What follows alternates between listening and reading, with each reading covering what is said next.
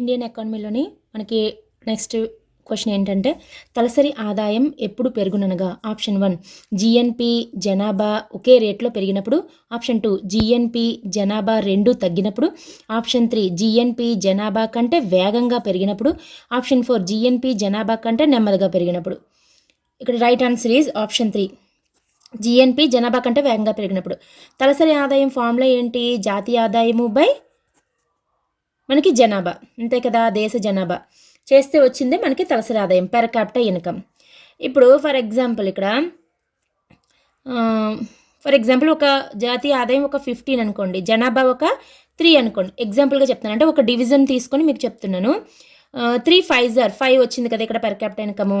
ఇప్పుడు జాతీయ ఆదాయము ఒక 20కి పెరిగింది అనుకోండి, తలసరి ఆదాయము 3 నుంచి 5 అయింది అనుకోండి, 5 4 20, అంటే 2 పెరిగినప్పుడు ఏమైంది, మనకి తలసరి ఆదాయం తగ్గిపోయింది. కాబట్టి ఇది రాంగ్, ఫస్ట్ ఆప్షన్ రాంగ్. 2 తగ్గినప్పుడు అంటే ఇప్పుడు 15 నుంచి 10 అయింది అనుకోండి, ఇక్కడ 3 నుంచి 2 అయింది అనుకోండి, 2 5లు, అప్పుడు ఈక్వల్గా ఉంది. లేదంటే ఇంకా తగ్గొచ్చు, అంతే తప్ప పెరగలేదు. సో ఇది కూడా తప్పు.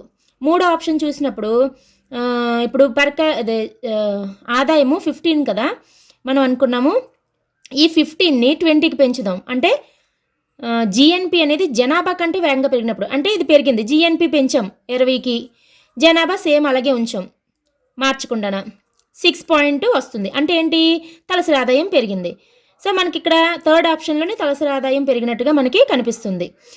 వేగంగా జనాభా కంటే కూడా జిఎన్పి వేగంగా పెరిగినప్పుడు, జనాభా కంటే జిఎన్పి నెమ్మదిగా పెరిగింది అనుకోండి, జనాభా కూడా పెరుగుతూ వస్తుంది కదా, కాబట్టి పెద్దగా డిఫరెన్స్ అనేది ఉండదు. ఎప్పుడు పెరుగుతుందంటే మనకి జిఎన్పి. సో ఇక్కడ మనకి థర్డ్ ఆప్షన్ ఏంటి, జిఎన్పి అనేది జనాభా కంటే వేగంగా పెరిగినప్పుడు తలసరి ఆదాయం పెరుగుతుంది. Right answer is third option. Next question, బదిలీ చెల్లింపు కానిది ఏది? ఆప్షన్ 1 జాతీయ రుణం పైన వడ్డీ, ఆప్షన్ 2 పదవీ విరమణ చేసిన వారికి పింఛన్లు, ఆప్షన్ 3 గృహిణికి చెల్లింపులు, ఆప్షన్ 4 ఇంటి సేవకుడికి ఇచ్చే చెల్లింపులు. రైట్ ఆన్సర్ ఈజ్ ఇంటి సేవకుడికి ఇచ్చే చెల్లింపులు. మనకి జాతీయ రుణం పైన వడ్డీ, మనము అప్పు తెచ్చుకుంటాం, అప్పు తెచ్చుకున్న తర్వాత ఎప్పుడు అప్పు తెచ్చుకున్నా కానీ అప్పును మాత్రం మనము క్యాపిటల్ ఎక్స్పెండిచర్కే యూజ్ చేస్తాం. అది రావడం కూడా క్యాపిటల్ రిసిప్ట్లోకి వస్తుంది, ఎక్స్పెండిచర్లో క్యాపిటల్ ఎక్స్పెండిచర్కి వస్తుంది లాంగ్ టర్మ్లో ఎక్కువ అప్పు తెచ్చుకున్నప్పుడు. మరి దానిపైన చెల్లించే వడ్డీ మాత్రము మనకి ఎందులోకి వెళ్తుంది, రెవెన్యూ ఎక్స్పెండిచర్లోకి వెళ్ళిపోతుంది. రెవెన్యూ ఎక్స్పెండిచర్లోని ఉన్నటువంటివన్నీ కూడా మ్యాక్సిమము ఎటువంటి ఉత్పత్తికి కూడా పాల్గొనవు, ఎటువంటి ఉత్పత్తిలోనూ పాల్గొవు. సో ఇది ఏదైనా ఈ వడ్డీ అనేది ఎటువంటి ఉత్పత్తిలోనైనా పాల్గొంటుందా, ఉత్పత్తిని సృష్టిస్తుందా, ప్రొడక్షన్ వస్తుందా, దీనివల్ల రావట్లేదు. జాతీయ ఆదాయంలో భాగమవుతుందా, అవ్వట్లేదు. కాబట్టి ఇది కాదు.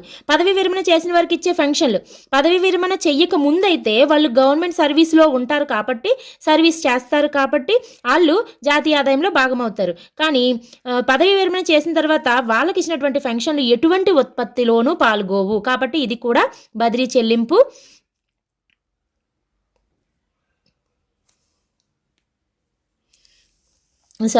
ఇక్కడ బదిలీ చెల్లింపు కానిది ఆప్షన్ 1 జాతీయ రుణంపై వడ్డీ, ఆప్షన్ 2 పదవి విరమణ చేసిన వారికి ఇచ్చే పెన్షన్లు, ఆప్షన్ 3 గృహిణికి చెల్లింపులు, ఆప్షన్ 4 ఇంటి సేవకుడికి ఇచ్చే చెల్లింపులు. రైట్ ఆన్సర్ ఇస్ ఇంటి సేవకుడికి ఇచ్చే చెల్లింపులు. ఇక్కడ ఫస్ట్ వన్ చూస్తే జాతీయ రుణంపై వడ్డీ. జాతీయ రుణ అంటే యాక్చువల్గా బదిలీ చెల్లింపు అంటే ఏంటి, ఎటువంటి ఉత్పత్తిలోనూ పాల్గొనకూడదు, దానివల్ల ఎటువంటి ప్రొడక్షన్ అనేది సృష్టించబడకూడదు, అటువంటిది బదిలీ చెల్లింపు అవుతుంది.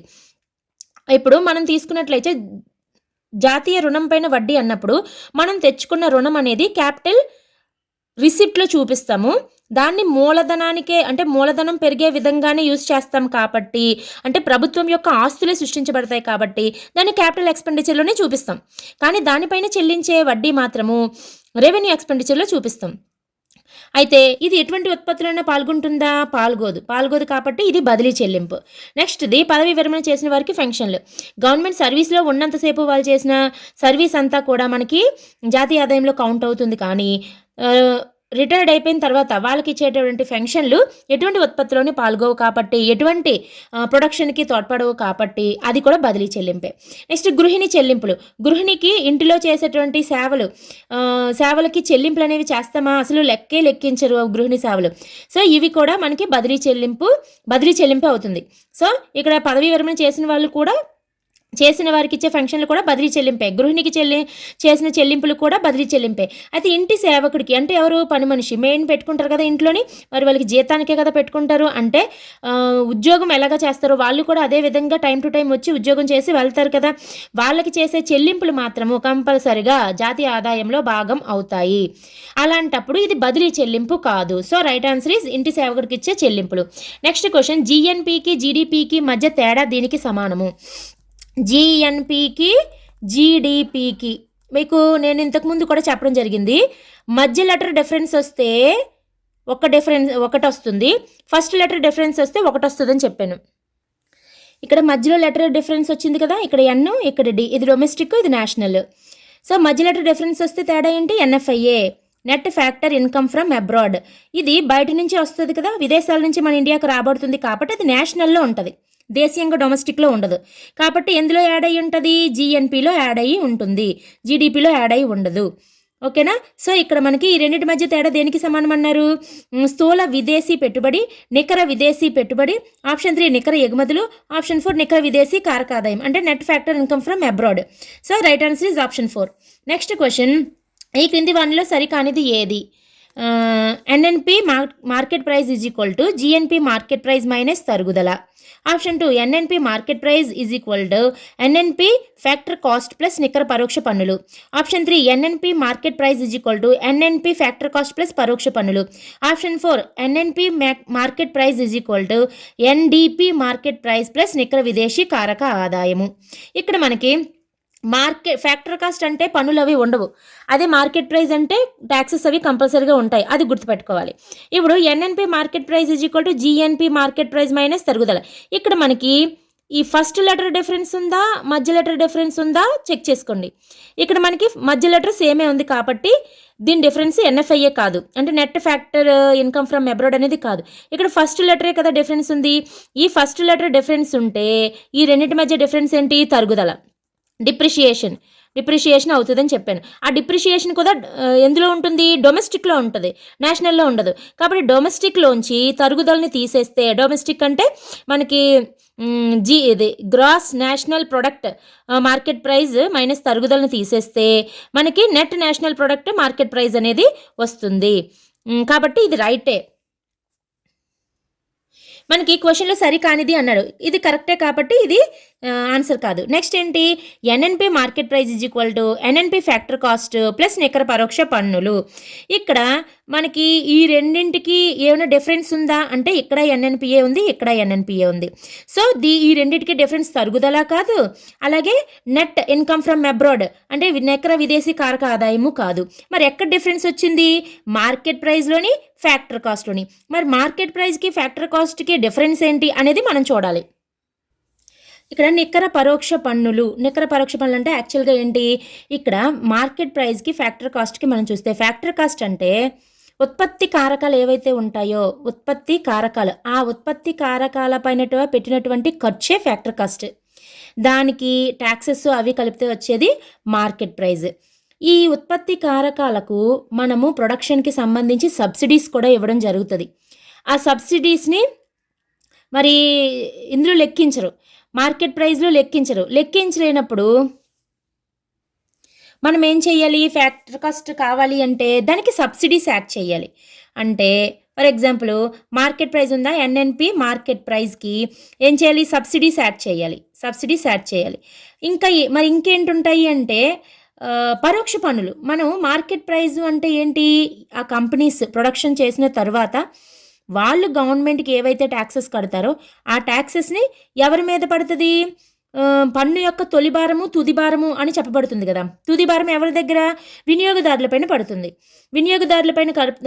వాళ్ళు కట్టినటువంటి పన్నులన్నీ కూడా వినియోగదారులపైన వేస్తారు. సో ఇక్కడ పరోక్ష పన్నులు అనేవి వీళ్ళు వేసినటువంటి పరోక్ష పన్నులు అవి ఉత్పత్తి కారకానికి సంబంధించినటువంటి అయినా కాస్ట్ కాదు, కాబట్టి దాన్ని ఇండైరెక్ట్ ట్యాక్స్ తీసేయాలన్నమాట. సో ఎన్ఎన్పి మార్కెట్ ప్రైస్లోంచి సో మనకి NNP market price minus net indirect taxes చేస్తే ఏంటి వస్తుంది, ఎన్ఎన్పి ఫ్యాక్టర్ కాస్ట్ వస్తుంది. మరి ఇప్పుడు ఇక్కడ ఎన్ఎన్పి మార్కెట్ ప్రైస్తో ఇచ్చారు కాబట్టి రివర్స్ చేయాలి. NNP market price is equal to దీని నుంచి చేస్తే NNP factor cost plus net indirect taxes అనేవి రావడం జరుగుతుంది. సో ఇది కూడా రైటే. Next NNP market price is equal to NNP factor cost plus పరోక్ష పన్నులు. యాక్చువల్గా మార్కెట్ ప్రైస్కి ఫ్యాక్టర్ కాస్ట్కి మధ్య రిలేటెడ్లో పరోక్ష పన్నులు ఉంటాయి, సబ్సిడీస్ ఉంటాయి. ఇక్కడ పరోక్ష పన్నుల గురించి చెప్పారు కానీ సబ్సిడీస్ గురించి లేదు కదా, కాబట్టి మనం చెక్ చేయాల్సిన అవసరం లేదు. ఇదే రాంగ్, సరి కానిది అని అడిగాడు కాబట్టి రైట్ ఆన్సర్ ఇదే అవుతుంది. బట్ ఫోర్త్ కూడా ఒకసారి చూద్దాం. NNP market price is equal to NDP market price plus నికర విదేశీ కారక ఆదాయము. ఇక్కడ మనకి డిఫరెన్స్ అనేది చూద్దాము. ఎన్ఎన్పి ఉంది, ఇక్కడ ఎన్డిపి ఉంది. ఫస్ట్ దాంట్లో డిఫరెన్స్ వచ్చింది. ఇక్కడ market price factor cost difference ఏమైనా ఉందా, లేదు. కాబట్టి ఇది మనం చెక్ చేయాల్సిన అవసరం లేదు. ఓన్లీ ఎన్ఎన్పి ఎన్డిపి మధ్య డిఫరెన్సే చూడాలి. ఫస్ట్ లెటర్ చేంజ్ అయితే ఒక డిఫరెన్స్ వస్తుంది, సెకండ్ లెటర్ చేంజ్ అయితే ఒక డిఫరెన్స్ వస్తుంది అని చెప్పాను. ఇక్కడ ఫస్ట్ లెటర్ చేంజ్ అయిందా, సెకండ్ లెటర్ చేంజ్ అయిందా, సెకండ్ లెటర్ చేంజ్ అయింది. ఇక్కడ ఎన్ ఉంది, ఇక్కడ డి ఉంది. ఇది నేషనల్, ఇదేమో డొమెస్టిక్ అనమాట. సో రెండింటికి మధ్య తేడా ఏంటవుతుంది, నికర విదేశీ కారక ఆదాయం అవుతుంది. ఈ నికర విదేశీ కారక ఆదాయము ఎందులో భాగంగా ఉంటుంది, నేషనల్లో భాగంగా ఉంటుంది, డొమెస్టిక్లో ఉండదు. కాబట్టి ఒకవేళ ఈ ఎన్ఎన్పి నేషనల్ది మనకి రావాలి అంటే ఎన్డిపి మార్కెట్ ప్రైస్ అంటే డొమెస్టిక్ దానికి అంటే net domestic product. So net domestic product ఈ ఎన్డిపికి మనం యాడ్ చేయాలి. యాడ్ చేస్తే నేషనల్ వస్తుంది.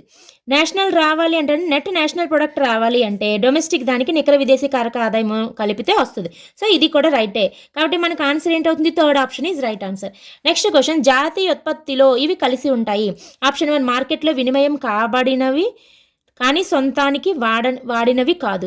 ఆప్షన్ 2 సొంతానికి వాడినవి మాత్రమే. ఆప్షన్ 3 మార్కెట్లో వినిమయం చేయబడినవి మాత్రమే. ఆప్షన్ 4 అన్ని అంతిమ వస్తువులు అవి మార్కెట్లో వినిమయం కాబడినా లేకపోయినప్పటికీ కూడా జాతీయ ఉత్పత్తిలో కలిసి ఉంటాయని చెప్పడం జరిగింది. So right answer is option 4. ఏంటి, అన్ని అంతిమ వస్తువులు, ఫైనల్ గూడ్స్.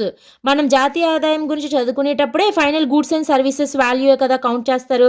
సో అంతిమ వస్తువులు అవి మార్కెట్లో వినిమయం కాబడినా లేకపోయినప్పటికీ ప్రొడక్షన్ అనేది ఆ ఇయర్లోనే జరుగుతుంది కాబట్టి దాన్ని జాతీయ ఆదాయంలో లెక్కిస్తారు. అది ఈ ఇయర్ అమ్మబడిందా, నెక్స్ట్ ఇయర్ అమ్మబడిందా, అది కౌంట్ చేయరు. అది ప్రొడక్షన్ అనేది ఈ సంవత్సరం జరిగిందా లేదా అని మాత్రమే చూస్తారు. ఒకవేళ అమ్మకం జరగలేదనుకోండి, నెక్స్ట్ ఇయర్కి ఉండిపోయే మార్కెట్లో, అలాగని అది నెక్స్ట్ ఇయర్ జాతీయ ఆదాయం లెక్కించేటప్పుడు అది ప్రొడక్షన్లో ఉండదు కదా, కాబట్టి దాన్ని కౌంట్ చేయరు. ఓన్లీ ప్రొడక్షన్ దాని ప్రకారమే జాతీయ ఆదాయం లెక్కిస్తారు. కాబట్టి ఉత్పత్తి ప్రకారమే ఉత్పత్తి కాబడిన అంతిమ వస్తువులు మొత్తాన్ని కూడా జాతీయ ఆదాయంలో భాగంగా లెక్కిస్తారు, అది వినిమయం కాబడినా కాకపోయినప్పటికీ. Right answer is option 4. ఇక్కడ మిగతా 3 ఒకసారి చూద్దాం. మార్కెట్లో వినిమయం కాబడినవి కానీ సొంతానికి వాడినవి కాదు. ఇక్కడ ఏంటి, వినిమయం కాబడిన అంటే అమ్మినవి మాత్రమే వస్తాయి అని చెప్తున్నారు, రాంగ్. నెక్స్ట్ ఏంటి, సొంతానికి వాడినవి మాత్రమే, అలానేం కాదు కదా, మొత్తం అంతిమ వస్తువులు అన్నీ లెక్కిస్తారు. సొంతానికి వాడినవి మిగిలిపోయినవి లెక్కించకుండా వదిలేయడము అనేది జాతీయ ఆదాయంలో ఉండదు. మార్కెట్లో వినిమయం చేయబడినవి మాత్రమే అని ఇస్తున్నారు, అంటే వినిమయం కానివి ఉండిపోయినట్టే, అవి జాతీయ ఆదాయంలో లెక్కించలేనట్టే కదా, కాబట్టి this is also wrong. So right answer is option 4. Next question, జాతీయ ఉత్పత్తిలో భాగం కానిది. ఆప్షన్ 1 రైతు ఉత్పత్తి చేసిన గోధుమను రైతే వినియోగించిన భాగం. ఆప్షన్ 2 యజమాని నిర్మించిన ఇంటిలో తానే నివసించడం. ఆప్షన్ 3 ఎక్స్ తన పాత ఇల్లును వైకి అమ్ముట. ఆప్షన్ 4 ఏ అనే సంస్థ నిర్మించినటువంటి యంత్రము. Right answer is option 4. Option 3 is the right answer. ఏంటి, ఎక్స్ తన పాత ఇల్లును వైకి అమ్ముట. ఇక్కడ ఏంటి, పాత ఇల్లు అనేది ఆల్రెడీ కన్స్ట్రక్షన్ అనేది ఏ సంవత్సరంలో జరిగిందో ఆ సంవత్సరపు జాతీయ ఆదాయంలో ఇది లెక్కించబడుతుంది ఆల్రెడీ. అప్పుడు అది పాత ఇల్లుని మళ్ళీ అమ్మినప్పుడు అది జాతీయ ఆదాయం లెక్కించబడదు. కానీ ఎక్స్ వైకి అమ్మినప్పుడు మధ్యలో బ్రోకర్ కమిషన్ తీసుకున్నారనుకోండి, ఆ కమిషన్ మాత్రము మనకి జాతీయ ఆదాయంలో లెక్కిస్తారు. అంతే తప్ప ఈ పాత ఇల్లును అమ్మినప్పుడు దాని యొక్క వాల్యూని జాతీయ ఆదాయంలో లెక్కించరు. ఎందుకని, అది నిర్మాణం జరిగిన సంవత్సరంలో జాతీయ ఆదాయంలో ఆల్రెడీ లెక్కించబడి ఉంటుంది కాబట్టి ప్రస్తుత సంవత్సరంలో దాన్ని జాతీయ ఆదాయంలో లెక్కించరు. రెండోసారి అమ్మబడినప్పుడు సెకండ్ హ్యాండ్ హౌస్ అనేది అమ్మకం జాతీయ ఆదాయంలో రాదు. అయితే అమ్మినప్పుడు మధ్యలో కమిషన్ ఏమైనా తీసుకున్నప్పుడు ఆ కమిషన్ మాత్రము జాతీయ ఆదాయంలో భాగమవుతుంది. ఓకే, నెక్స్ట్ ఫస్ట్ ఆప్షన్ చూద్దాం. రైతు ఉత్పత్తి చేసిన గోధుమను రైతే వినియోగించిన భాగం. ఇక్కడ రైతు ఉత్పత్తి చేసిన గోధుమను రైతే వినియోగించిన భాగం. ఇక్కడ రైతు ఉత్పత్తి చేసిన గోధుమ అతను వినియోగించినా వినియోగించకపోయినా, అతను అమ్మినా అమ్మకపోయినా ఉత్పత్తి జరిగింది. ఆ ఉత్పత్తి మొత్తాన్ని కూడా జాతీయ ఉత్పత్తిలో భాగంగానే కౌంట్ చేస్తారు. ప్రొడక్షన్ జరిగిన దాన్ని మాత్రం టోటల్గా మొత్తం ఎంత ఉత్పత్తి జరిగిందో ఉత్పత్తి అంతా జాతీయ ఆదాయంలో భాగమవుతుంది. అది తర్వాత అమ్మినా అమ్మకపోయినా, వాళ్ళు సొంతానికి వినియోగించుకున్నా, ఎవరికైనా ఇచ్చినా అది దాన్ని ఆధారంగా చూడరు, జస్ట్ ఉత్పత్తిని మాత్రమే ఆధారంగా చూస్తారు. సో ఇది వినియోగించిన భాగం అంతా కూడా జాతీయ ఆదాయంలో ఉంటుంది. నెక్స్ట్ ఏంటి, యజమాని నిర్మించిన ఇంటిలో తానే నివసించడం. అంటే ఇక్కడ ఏంటి, యజమాని నిర్మించిన ఇల్లు అనేది కంపల్సరిగా జాతీయ ఆదాయంలో భాగమే అవుతుంది. అతను ఉండి రెంట్ ఇచ్చినా ఇవ్వకపోయినా అదంతా చూడరు, జస్ట్ నిర్మించిన ఇల్లు అనేది జాతీయ ఆదాయంలో భాగమే. ఏ అనే సంస్థ నిర్మించిన యంత్రం, ఈ యంత్రానికి పెట్టినటువంటి ఖర్చు అంతా కూడా జాతీయ ఆదాయంలో భాగమవుతుంది. సో ఇక్కడ right answer is option 3. Next question, ప్రభుత్వ రుణం పైన వడ్డీ ఏమవుతుందని అడుగుతున్నారు. ఆప్షన్ 1 ఎన్ఎన్పిలో భాగం కానీ జాతీయ ఆదాయంలో భాగం కాదు. ఆప్షన్ 2 ఇతర ఆదాయాలపై వచ్చే వడ్డీ వలె భావించబడును. ఆప్షన్ 3 జాతీయ ఆదాయంలో భాగం కాదు కానీ ప్రైవేట్ ఆదాయంలో భాగం. ఆప్షన్ 4 జాతీయ ఆదాయంలో భాగం కానీ ప్రైవేట్ ఆదాయంలో భాగం కాదు. Right answer is option 3. ఇది జాతీయ ఆదాయంలో భాగం కాదు కానీ ప్రైవేట్ ఆదాయంలో భాగము. సో మనం చూస్తే జాతీయ ఆదాయంలో భాగం కాదు కానీ ప్రైవేట్ ఆదాయంలో భాగం అన్నారు. అంటే ఇప్పుడు జాతీయ ఆదాయంలోని మొత్తం ఫైనల్ గూడ్స్ అండ్ సర్వీసెస్ యొక్క వాల్యూ మొత్తం కూడా ఉత్పత్తి విలువను లెక్కిస్తారు కదా. లెక్కించినప్పుడు మనకి ప్రభుత్వ రంగ సంస్థలు ఏవైతే ఉన్నాయో, ప్రభుత్వ సంస్థలు కానీ, ప్రభుత్వ విభాగాలు కానీ, ప్రభుత్వ ఆస్తులు కానీ, ప్రభుత్వ వ్యవస్థల నుంచి వచ్చే ఆదాయం అనేది ప్రైవేట్ ఆదాయం అవ్వదు కదా. కాబట్టి దాన్ని ఏం చేయాలి, జాతీయ ఆదాయంలోంచి తీసివేయాలి. ఆ ప్రభుత్వ సంస్థల నుంచి వచ్చినటువంటి ఆదాయం అంతా కూడా జాతీయ ఆదాయం నుంచి మనం తీసివేయాలి. అదేవిధంగా ప్రభుత్వ డిపార్ట్మెంటేతర సంస్థలు ఉంటాయి. అంటే ఏంటి, హెచ్ఎంటీలు, సెయిలు ఇలాంటివి. అంటే పబ్లిక్ ప్రైవేట్ పార్ట్నర్షిప్లో మనకి గవర్నమెంట్ అండర్లో కొంచెం పర్సంటేజ్ 51% గవర్నమెంట్ అండర్లో ఉండి 49% ప్రైవేట్ అండర్లో ఉండి ఇలా ఉన్నవి పూర్తిగా ప్రైవేట్ కాదు, అది గవర్నమెంట్ అండర్లోనే ఉన్నట్టుగా. అలాంటి సంస్థలకు వచ్చే ఆదాయం కూడా మనకి ప్రైవేట్ ఆదాయం కాదు. కాబట్టి దాన్ని కూడా మనం తీసివేయాలి. దాన్నే సేవింగ్స్ ఆఫ్, అంటే అవి సేవింగ్స్ చేస్తాయి కదా, savings of non departmental enterprises. అవి చేసే పొదుపు, డిపార్ట్మెంటేతర సంస్థలు చేసే పొదుపుని డిపార్ట్మెంటేతర సంస్థలు చేసేటువంటి పొదుపుని మనం తీసివేయాలి. మరి ప్రైవేట్ ఆదాయంలోకి ఇంకా ఏం చేయాలి, ఈ జాతీయ ఆదాయంలోంచి ప్రభుత్వ రంగ సంస్థల యొక్క ఆస్తులు వాటికి వచ్చేటువంటి ఆదాయం, అంటే income from property and entrepreneurship occurring to the గవర్నమెంట్కి వచ్చేటువంటి ఆదాయం అంతా తీసేయాలి. అలాగే డిపార్ట్మెంటేతర సంస్థల పొదుపుని తీసివేయాలి. ఇప్పుడు వడ్డీ చెల్లింపులు చూసేటప్పటికి వడ్డీ చెల్లింపులు అనేది మనకి ఎందులోకి వస్తుంది, ఆ తెచ్చుకున్న అప్పు అనేది క్యాపిటల్ రిసిప్ట్స్లోకి వస్తుంది, ఎక్స్పెండిచర్ క్యాపిటల్ ఎక్స్పెండిచర్లోకి వస్తుంది. దానిపైన చెల్లించేటటువంటి వడ్డీ అనేది మనకి ఆ వడ్డీ మాత్రము రెవెన్యూ ఎక్స్పెండిచర్లోకి వస్తుంది. ఇది ఏం చేస్తాము, ప్రభుత్వము తన వినియోగ అవసరాల కోసం ప్రజల నుంచి అప్పులు తెచ్చుకుంటుంది. అప్పులు తెచ్చుకున్నప్పుడు దానిపై చెల్లించే వడ్డీ ఎటువంటి ఉత్పత్తిలో పాల్గొదు కాబట్టి అది బదిలీ చెల్లింపులుగానే మనం లెక్కిస్తాం. బదిలీ చెల్లింపుల్లోకే వస్తుంది ఈ రుణంపై వడ్డీ అనేది. సో బదిలీ చెల్లింపుల్లో చూస్తాం. అయితే ఈ మనకి ప్రైవేట్ రంగం అనేది బదిలీ చెల్లింపుల ద్వారానే ఆదాయం పొందుతుంది.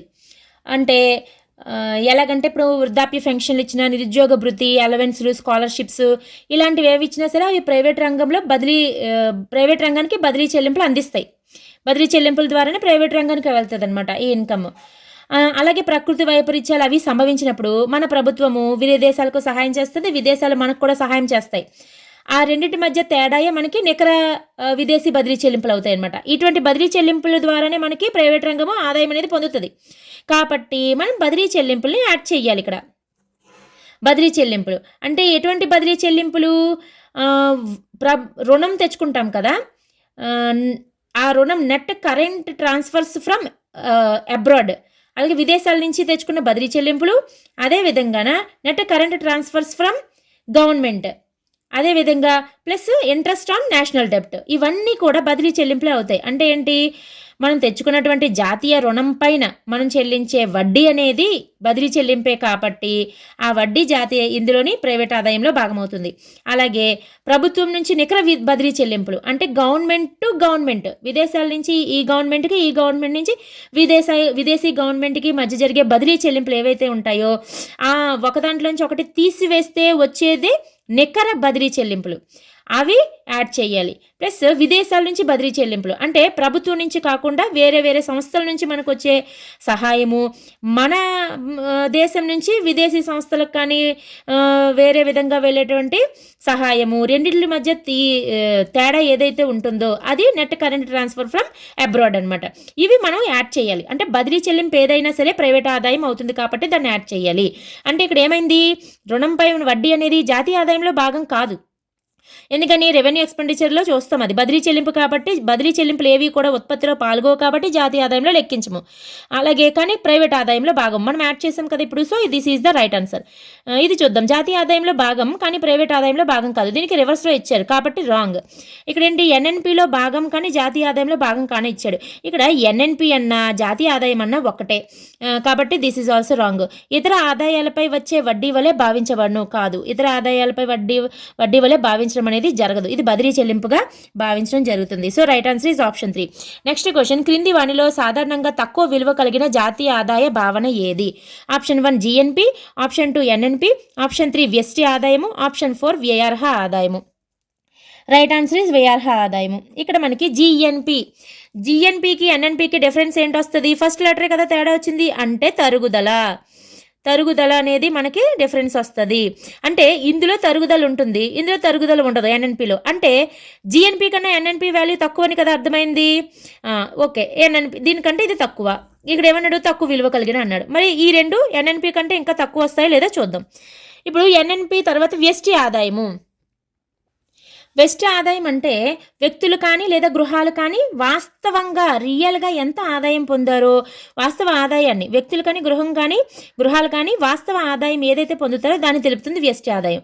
ఈ వ్యష్టి ఆదాయం అనేది మనం ప్రైవేట్ ఆదాయం గురించి మాట్లాడాం కదా, అందులోంచి పంచిపెట్టబడిన లాభాలు, కార్పొరేషన్ ట్యాక్స్ అంటే ట్యాక్సెస్ అవి ఉంటాయి, ట్యాక్సెస్ కట్టాల్సి ఉంటుంది, లాభాలు అందులో ఇన్క్లూడ్ అయి ఉంటాయి. అలాగే retained earning of foreign companies వచ్చినటువంటి ఎర్నింగ్స్ కూడా, ఇవన్నీ కూడా ఉంటాయి. అవన్నీ ప్రైవేట్ ఆదాయం నుంచి తీసేస్తే మనకి వ్యష్టి ఆదాయం వస్తుంది. అంటే ప్రైవేట్ ఆదాయం అనేది జాతీయ ఆదాయంలోంచి కొన్ని రకాల ప్రభుత్వ ఆస్తులని, అలాగే డిపార్ట్మెంటేతర సంస్థల పొదుపులని ఇవన్నీ తీసేసి బదిలీ చెల్లింపులు చేరిస్తే వస్తుంది ప్రైవేట్ ఆదాయం. ఆ ప్రైవేట్ ఆదాయంలోంచి మనం పంచిపెట్టబడిన లాభాలు, కార్పొరేషన్ ట్యాక్సెస్ ఇవన్నీ తీసేస్తే వస్తుంది వ్యష్టి ఆదాయం. అంటే ఎన్ఎన్పి కంటే కూడా వ్యష్టి ఆదాయం తక్కువ అని అర్థమవుతుంది. మరి వ్యష్టి ఆదాయం కంటే తక్కువ ఉందా వ్యయార్హ ఆదాయం, అవునా కదా చూద్దాం. ఇక్కడ వ్యష్టి ఆదాయం అనేటప్పటికీ మనకి ప్రైవేట్ ఆదాయంలోంచి పంచిపెట్టబడిన లాభాలు, కార్పొరేషన్ ట్యాక్సెస్, అలాగే retained earnings of foreign companies తీసివేయాలి. ఇప్పుడు వ్యయార్హ ఆదాయం అంటే ఏంటి, వాస్తవంగా పొందిన ఆదాయం వ్యష్టి ఆదాయం అయినప్పటికీ అందులో తను ఇంకా కట్టవలసినటువంటి పర్సనల్ ట్యాక్సెస్ కానీ, ప్రభుత్వ పరిపాలనా విభాగాల ఇతర రాబడులు కానీ, ఫీజులు కానీ, పెనాల్టీలు కానీ ఇలాంటివన్నీ ఉంటాయి. అవన్నీ కూడా తీసివేస్తే ఖర్చు పెట్టడానికి అతని దగ్గర, ఆ గృహం దగ్గర కానీ లేదంటే ఆ వ్యక్తి దగ్గర కానీ ఖర్చు పెట్టడానికి తన చేతిలో అందుబాటులో ఉన్నటువంటి ఆదాయము వ్యయార్హ ఆదాయము. సో వ్యష్టి ఆదాయం కంటే కూడా వ్యయార్హ ఆదాయం అనేది తక్కువ. So option 4 is right answer. Next question, జాతీయ ఉత్పత్తిపై ప్రభావం చూపనిది ఏది? ఆప్షన్ 1 ఏ తన పాత మోటారు వాహనాన్ని బికి అమ్ముట, ఆప్షన్ 2 మోటారు వాహనాల కంపెనీ తన నూతన కారును అమ్ముట, ఆప్షన్ 3 మోటారు వాహనాల డీలరు నూతన కారును విక్రయించుట, ఆప్షన్ 4 అద్దె కొనుగోలుపై నూతన కారును అమ్ముట. Right answer is option 1. ప్రభావం చూపనిది అంటే జాతీయ ఉత్పత్తిపై ఎటువంటి ప్రభావము చూపదు అనేది ఇది. ఇక్కడేంటి, ఏ తన పాత మోటారు వాహనాన్ని బీకి అమ్ముట. పాత మోటారు వాహనము అనగానే ఇది ఏ ఇయర్లో ప్రొడక్షన్ జరిగిందో ఈ మోటారు వాహనము ఆ ఇయర్లో జాతీయ ఆదాయంలో లెక్కించబడింది. కాబట్టి ఇప్పుడు ఈ మోటారు వాహనాన్ని అమ్మినప్పటికీ అది జాతీయ ఆదాయంలో లెక్కించబడదు, కాబట్టి జాతీయ ఉత్పత్తిలో ఎటువంటి ప్రభావము చూపదు. నెక్స్ట్ ఇవి చూద్దాము. ఆప్షన్ 2 మోటారు వాహనాల కంపెనీ తన నూతన కారుని అమ్ముట. నూతన కారుని అమ్మడంటే కొత్త వాహనం అంటే ఆల్రెడీ కొత్త వాహనం అంటే ఆ ఇయర్లోనే ప్రొడక్షన్ జరిగి ఉంటుంది కదా. ఇక్కడ అమ్ముట, విక్రయించుట అనే దాన్ని క్యాలిక్యులేట్ చేయకండి.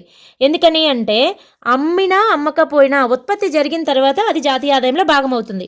సో ఇక్కడ నూతన అన్నాడు కాబట్టి, నూతన అంటే కొత్తగా తయారైంది కాబట్టి ఆ సంవత్సరం ఉత్పత్తిలోకి భాగమై ఉంటుంది కాబట్టి జాతీయ ఆదాయంలో ప్రభావాన్ని చూపుతుంది. నెక్స్ట్ థర్డ్ ఆప్షన్, మోటారు వాహనాల డీలరు నూతన కారుని విక్రయించడం. ఇక్కడ కూడా సేమ్, నూతన కారు అంటే కొత్త కారుని అంటే ఆ సంవత్సరం యొక్క ఉత్పత్తిలో భాగమే కాబట్టి జాతీయ ఆదాయంపై ప్రభావం చూపుతుంది. నెక్స్ట్ ఆప్షన్ 4, అద్దె కొనుగోలు హైర్ పర్చేస్ పై నూతన కారుని అమ్ముట. ఇక్కడ కూడా సేమ్, నూతన కారు అన్నాడు అంటే అమ్ముట, విక్రయించుట అనేవి ఇక్కడ మనం చూడవలసినటువంటి ఆధారాలు కాదు.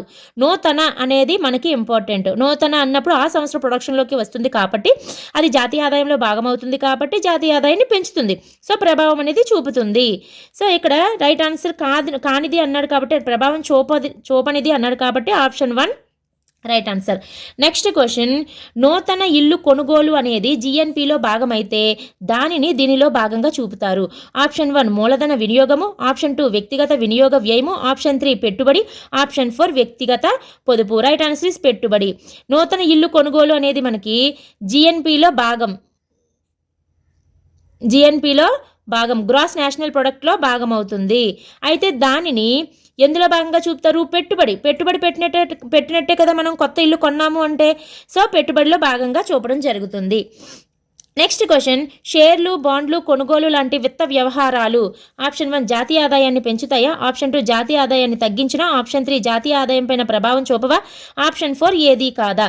రైట్ ఆన్సర్ ఇస్ జాతీయ ఆదాయం పైన ప్రభావం చూపవు. ఇక్కడ షేర్లు, బాండ్లు కొనుగోలు లాంటి విత్త వ్యవహారాలు అంటే జాతీయ ఆదాయంపై ప్రభావం చూపవు. ఎందుకని? షేర్లు అంటే ఏంటి? ఒక కంపెనీకి సంబంధించి కానీ ఏదైనా షేర్లు జారీ చేశారనుకోండి, అంటే అది ఆల్రెడీ ఆ కంపెనీ యొక్క ప్రొడక్షన్, ఆ కంపెనీ యొక్క వాల్యూ జాతీయ ఆదాయంలో భాగమై ఉంటుంది. మళ్ళీ అది బాండ్లు జారీ చేసిన, షేర్స్ జారీ చేసిన అది కొనుగోలుకు సంబంధించి మాత్రము ఎటువంటి జాతీయ ఆదాయం పైన ఎటువంటి ప్రభావము చూపదు. జాతీయ ఆదాయాన్ని పెంచదు, జాతీయ ఆదాయాన్ని తగ్గించదు. ఎందుకనంటే ఏ కంపెనీ గురించి అయితే షేర్లు జారీ చేస్తున్నారో, ఏ షేర్లు కొంటున్నారో ఆ వాల్యూ ఆల్రెడీ మనకి జాతీయ ఆదాయంలో ఇంక్లూడ్ అయి ఉంటుంది కాబట్టి మనము జాతీయ ఆదాయం పైన ఎటువంటి ప్రభావము చూపదు. So option 3 is the right answer. నా ఎక్స్ప్లెనేషన్ కనుక మీకు నచ్చినట్లయితే ప్లీజ్ లైక్ చేయండి, షేర్ చేయండి, సబ్స్క్రైబ్ చేయండి. తర్వాత వీడియోలో కలుద్దాం మళ్ళీ.